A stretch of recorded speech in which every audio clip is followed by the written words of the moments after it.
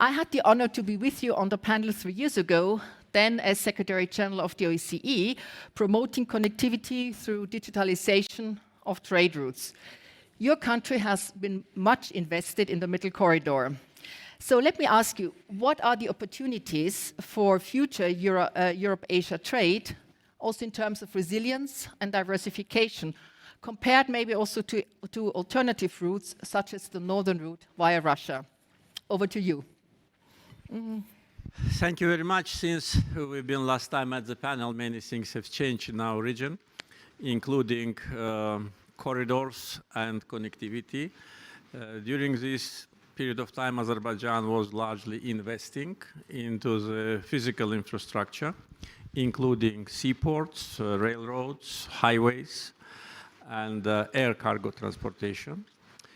Definitely trying to become a regional transportation hub, you have to have good relations with your neighbors. And this is the case of Azerbaijan, whether it's to the west or to the east. Azerbaijan's geographical position, being situated between Europe and Asia, is an advantage, but without physical infrastructure, it doesn't mean a lot.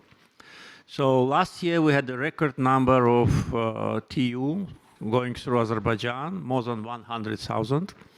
And in a couple of years, it will go up to 200 and even 300. The target is 500,000 TU. For that purpose, we already started expansion of our trade seaport. And investments are now already being there. Regional connectivity projects, not only railroad, but also fiber optic. We are now working closely with our Central Asian partners of building the fiber optic cable under the Caspian Sea, which should be ready this year. And also thinking about new opportunities after peace with Armenia have been achieved. Corridor which goes through Azerbaijan to Armenia and further to European destination has also great potential with respect to the volume of cargoes. Azerbaijan on its territory now is investing in the railroad construction. Total length of the railroad to be constructed and renovated is 600 kilometers on Azerbaijani territory in both parts of Azerbaijan, in mainland and Nakhchivan exclave. The length in Armenia is something more than 40.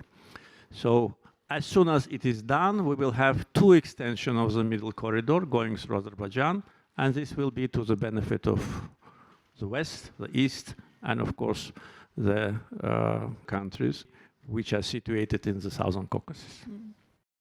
Mr. President, follow-up question for you. I think it was last August, you signed a trilateral declaration with the Prime Minister of Armenia and US President, and the Trump Route for International Peace and Prosperity, as it is called, TRIP, was introduced. So I wanted to ask you, how does this fit into the broader Trans-Caspian cooperation scheme? And I cannot resist asking you, at this stage of the peace process with Armenia, what role can connectivity play as a confidence-building measure, or more bluntly, are you going to sign the peace agreement this year? I hope we will sign peace agreement this year. I already spoke about that on numerous occasions, saying that the very fact that peace agreement was initialed in the White House in the presence of President of United States, plus a joint declaration which was signed by Prime Minister of Armenia and myself, was also signed by President Trump as a witness. All that is enough to say that peace already is achieved. And since August up to now, we not only enjoy absolutely new situation on our border, when there are no shootings, no victims, no wounded, no problems, but also we started physical cooperation with Armenia. We lifted all the restrictions on the transportation of cargo through Azerbaijan, and we are grateful to our Georgian friends that they provide very important transit after the goods reach Azerbaijan to Armenia through Georgia. We also started supply of oil products for Armenia, which is a critical product for them, and thus actually started a mutual trade. So from point of view of formal peace deal to be signed, everything depends on when Armenia's constitution is amended in order to deduct the territorial claim to Azerbaijan, which is existing there for 3 decades. And the next day after it is done, the peace agreement formally will be signed. But in the meantime, Trump Route for International Peace and Prosperity also will play instrumental role in creating the new connectivity links. As I already said, transportation route from China, Central Asia, Trans-Caspian, Azerbaijan, Armenia, Azerbaijan's exclave Nakhchivan, Turkey, and further down to Europe will create absolutely new situation. It will be beneficial to all the countries. All the countries en route will be more politically and economically integrated. And this will be another contribution to long-lasting and eternal peace between Azerbaijan and Armenia.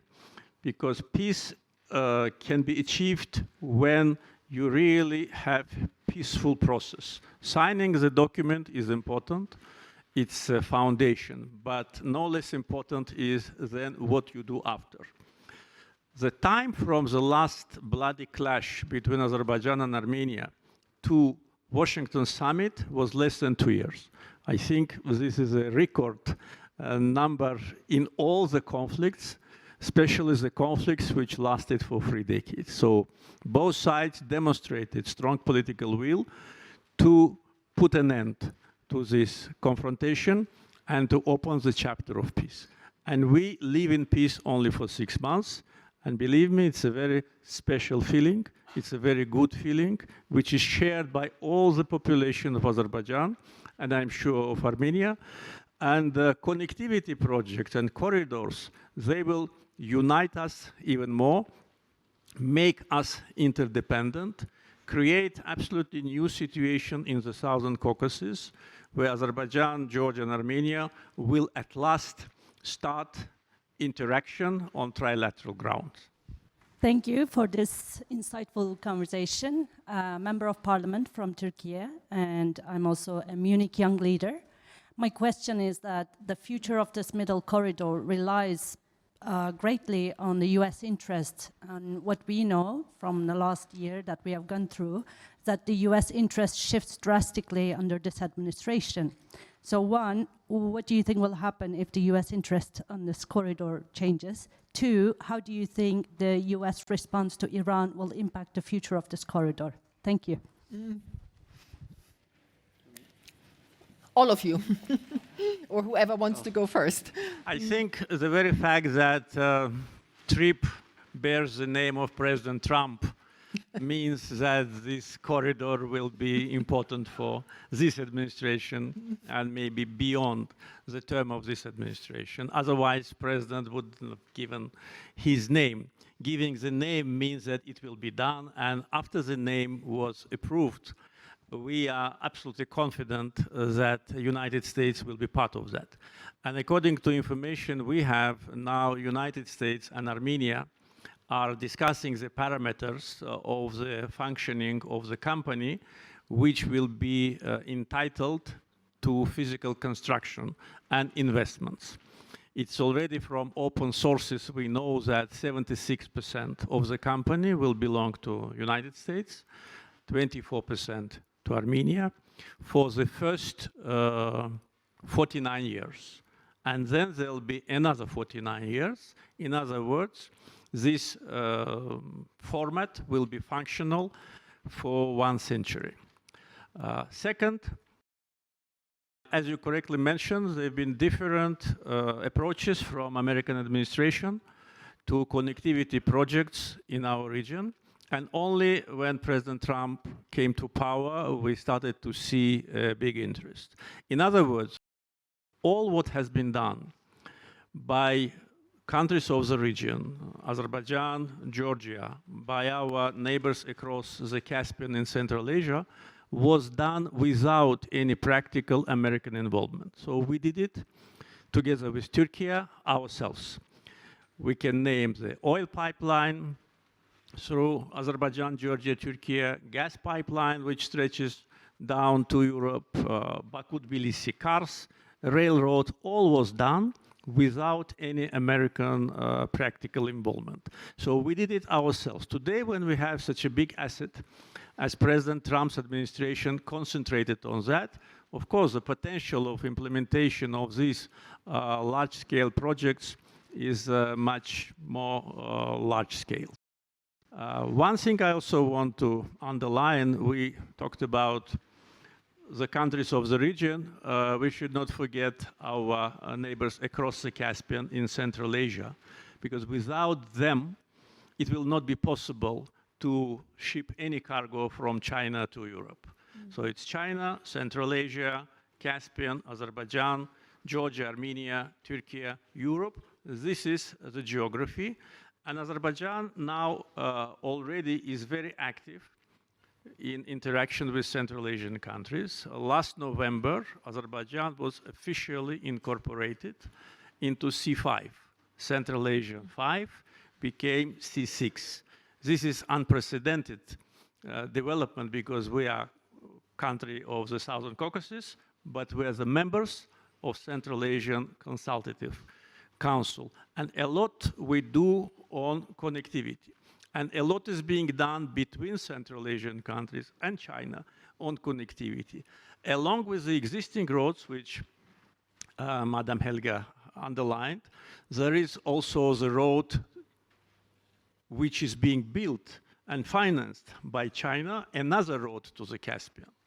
Apart from the existing from China, Kazakhstan, Caspian, China is financing now China, Kyrgyzstan, Uzbekistan, Turkmenistan, Caspian. And again, it comes to the Caspian. That means it will come to Azerbaijan and further down through the Southern Caucasus to Europe.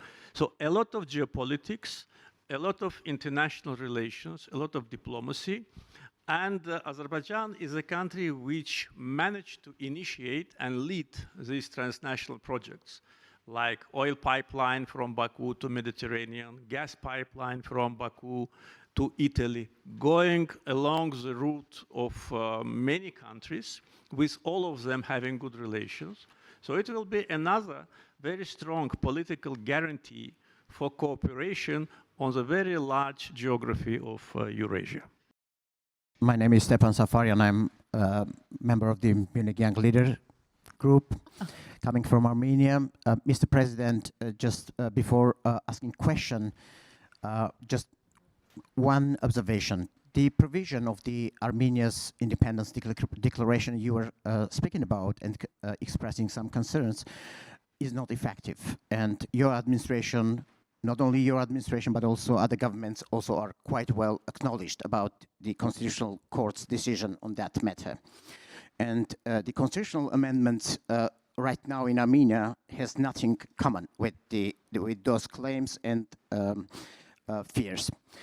But let me remind you another very prominent initiative which was signed not only last August 8 in Washington, but also before that, during the administration of Biden. It's about Peace Crossroad Initiative.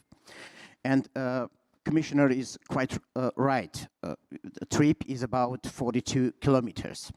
But this initiative, Crossroad of Peace initiative, is quite interesting initiative in terms it calibrates all the initiatives, in connectivity initiatives, be it Silk Road, be it Belt and Road, be it Trans-Caspian Corridor or Gulf Black Sea corridor. So it is very inclusive. It is including Georgia and other countries in the region. So what is your attitude toward this very important detail? What brings it to this dynamic, especially when it is stipulated, it is supported by both administrations in Washington for long-term period, not only for, let's say, 4-year term, but for 100 years, for even more.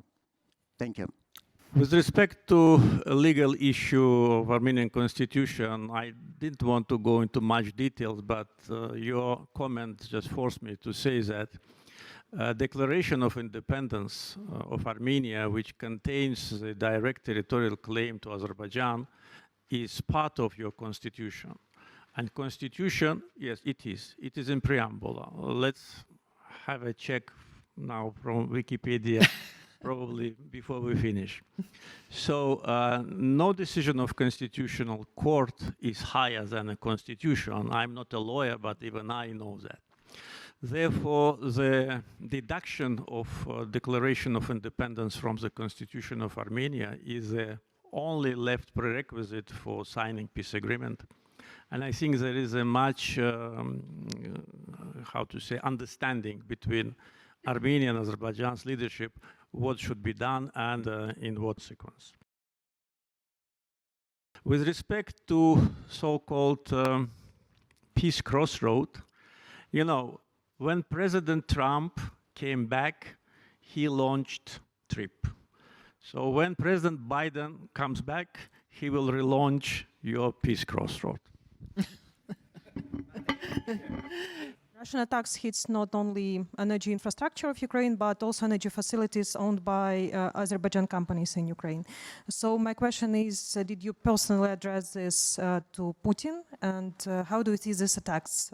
Is it a signal to Baku, or what is happening in your relationship with Russia? Yes, definitely this issue was raised many times during numerous contacts between our officials on the level of foreign ministries and level of presidential administrations. There have been not only attacks on Azerbaijan's energy infrastructure in Ukraine, but also 3 times attacks on Azerbaijan's embassy in Ukraine. And after first attack, Yep. We could imagine that that was accidentally, and we gave our Russian colleagues all the coordinates of Azerbaijan's diplomatic representations, including consular department, our cultural centers and embassy. Despite of all that, there have been 2 more attacks.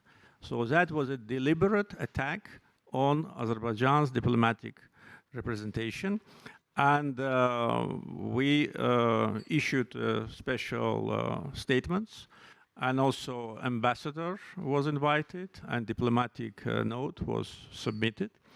We act only in a diplomatic way. We cannot do anything else.